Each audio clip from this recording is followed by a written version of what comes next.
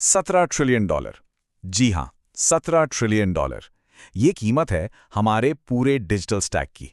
पर एक बड़ा सवाल है, हमारे इस डिजिटल भविष्य पर आखिर कब्जा किसका है? कौन है इसका असली मालिक? चलिए आज इसी की तह तक चलते हैं। तो चलिए सबसे पहले इस नंबर पर गौर करते हैं। 4.8 ट्रिलियन डॉलर्स। ये साइज है उस डिजिटल दुनिया का जिसके साथ हम रोजाना इंटरैक्ट करते हैं। लेकिन रुकिए, ये तो कहानी का बस एक छोटा सा हिस्सा है। मतलब बस सतह की बात है ये। तो सवाल ये उठता है कि आखिर ये है क्या? ये कौन सा अदृश्य व्यापार है जो इतनी चुपचाप हमारी दुनिया की शक्ल बदल रहा है? तो चलिए इस स्टैक की सबसे ऊपरी परत को खोलते हैं।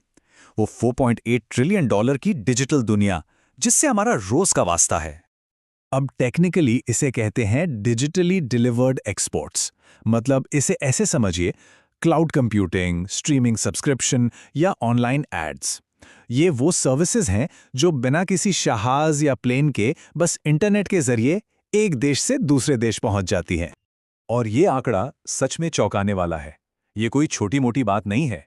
ये दुनिया भर के टोटल सर्विस ट्रेड का 2/3 2/3 से भी ज्यादा है। सोचिए कितना बड़ा इकोनॉमिक शिफ्ट है ये जो हमारी आंखों के ठीक सामने हो रहा है। अच्छा, तो अगला सवाल जाहिर है, इतने बड़े बाजार पर आखिर कब्जा किसका है? चलिए पता लगाते हैं कि इन डिजिटल लहरों का राजा कौन है। ये चार्ट देखिए, तस्वीर एकदम साफ हो जाती है। अमेरिका $741 बिलियन के साथ टॉप पर है। उसके ठीक पीछे हैं यूनाइटेड किंगडम और आयरलैंड। मतलब ये सिर्फ 3 देश मिलकर इस मार्केट का एक बहुत बड़ा हिस्सा कंट्रोल करते हैं। और अमेरिका की इस बादशाहत की वजह, खैर वो हम सब जानते हैं। गूगल, मेटा, अमेज़न, ये सारे बड़े नाम।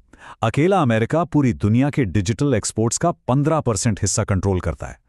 15%। लेकिन लिस्ट में एक चीज बहुत दिलचस्प है, आयरलैंड। इतना छोटा सा देश और लिस्ट में तीसरे नंबर पर कैसे? वजह यह है कि गूगल और मेटा जैसी ज्यादातर बड़ी टेक कंपनियों का यूरोपियन हेडक्वार्टर्स वहीं है। और इसी वजह से इसकी ग्रोथ रेट देखिए, 24%, दुनिया में सबसे तेज। ये रही पूरी टॉप 10 की लिस्ट। टॉप 3 के बाद जर्मनी, चीन, नीदरलैंड्स और भारत जैसे देश भी अपनी जगह बना रहे हैं। तो हाँ, कुछ देशों का दबदबा तो है, पर यह रेस और भी इंटरेस्टिंग होती जा रही है। तो ठीक है, ये तो हो गई सॉफ्टवेयर और सर्विसेज की बात। लेकिन इस पूरी अदृश्य दुनिया को चलाने के लिए एक इंजन भी तो चाहिए, एक फिजिकल फाउंडेशन। तो चलिए अब एक लेयर और नीचे चलते हैं और देखते हैं कि इस डिजिटल इकोनॉमी को पावर कहां से मिल रही है। हम बात कर रहे हैं सेमीकंडक्टर्स की, यानी कि चिप्स। ये वो छोटे छोटे दिमाग हैं जो हमारे फोन से लेकर बड़े बड़े डेटा सेंटर्स तक हर डिजिटल चीज को चलाते हैं। और ये इंडस्ट्री कितनी बड़ी है, जरा इस नंबर को देखिए, $12 ट्रिलियन। ये डिजिटल सर्विस मार्केट से लगभग 3 गुना बिगर है। यही वो असली बुनियाद है जिस पर आज की पूरी डिजिटल दुनिया खड़ी है। अच्छा, इस इंडस्ट्री में मोटे तौर पे 2 तरह की कंपनियां होती हैं। एक होती हैं फैबलेस कंपनियां, जैसे एनवीडिया, ये सिर्फ चिप का डिजाइन बनाती हैं। और दूसरी होती हैं मैन्युफैक्चरर्स, जैसे टीएसएमसी। ये उन डिजाइन्स को लेकर असली फिजिकल चिप्स बनाती हैं। और जब डिजाइन की बात आती है ना, तो एक ही नाम गूंजता है, एनवीडिया। ये चार्ट देखिए, ये कमाल का है। पूरी $12 ट्रिलियन की सेमीकंडक्टर इंडस्ट्री का 37% मार्केट कैप सिर्फ और सिर्फ एनवीडिया के पास है। ये तो मतलब अविश्वसनीय है। तो यहां भी कहानी वही है। हार्डवेयर की दुनिया भी कुछ ही जगहों पर सिमटी हुई है। चिप्स का डिजाइन होता है अमेरिका में, उन्हें बनाया जाता है ताइवान में, और जिन मशीनों से ये चिप्स बनती हैं वो बनाती हैं नीदरलैंड्स की एक कंपनी ASML। अब आते हैं इस स्टैक की सबसे नई और सबसे विस्फोटक लेयर पर, आर्टिफिशियल इंटेलिजेंस। यही वो सॉफ्टवेयर है जिसने इन पावरफुल चिप्स की डिमांड को आसमान पर पहुंचा दिया है। इसकी स्पीड का अंदाजा लगाना है तो जरा OpenAI के ये नंबर देखिए। 2023 में रेवेन्यू था $200 मिलियन और 2025 तक का अनुमान है $13 बिलियन। 200 मिलियन से सीधा 13 बिलियन, ये तो रॉकेट की स्पीड है। और हां, OpenAI इस रेस में अकेली नहीं है।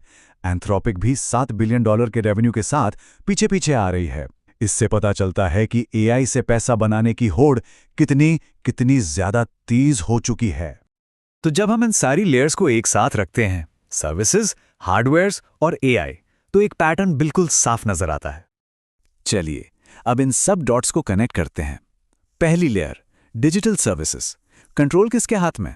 कुछ गिने चुने देश, खासकर अमेरिका, यूके और आयरलैंड। फिर दूसरी लेयर, हार्डवेयर। इन सर्विसेज को चलाने वाली चिप्स बनाने की ताकत भी सिमटी हुई है अमेरिका, ताइवान और नीदरलैंड्स जैसे कुछ ही सेंटर्स में। और अब सबसे नई लेयर, एआई। कहानी यहां भी वही है। मुट्ठी भर कंपनियां जैसे ओपन एआई और एंथ्रोपिक इस पूरी क्रांति की बागडोर संभाले हुए हैं। तो इन सब बातों का निचोड़ क्या है?